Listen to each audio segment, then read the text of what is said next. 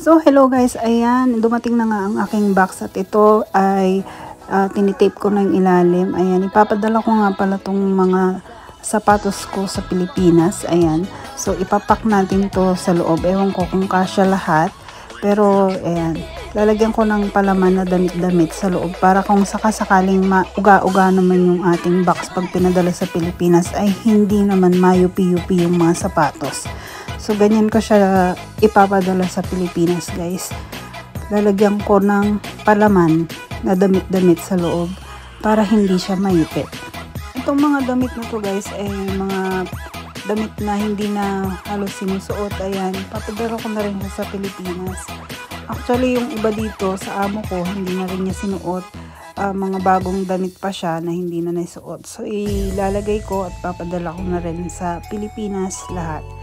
So, ayan guys, makakauwi na. Buti pa nga yung mga sapatos ko, makakauwi na agad sa Pilipinas. Pauuna pa siyang uuwi sa akin. So, ayan na guys, ayos ko lang to.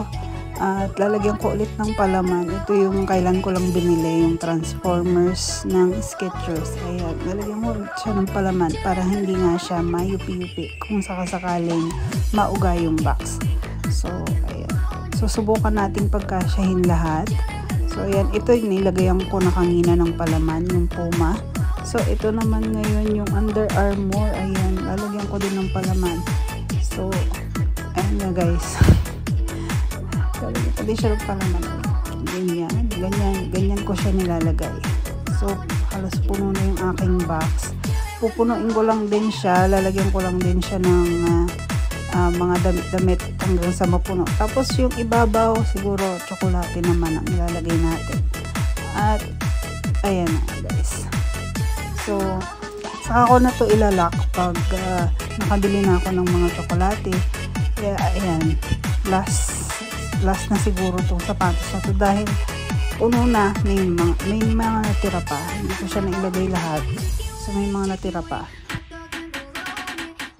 Dun sa mga natanggalan na ng box na hindi ko na tagal ko ng stock ng mga sapatos.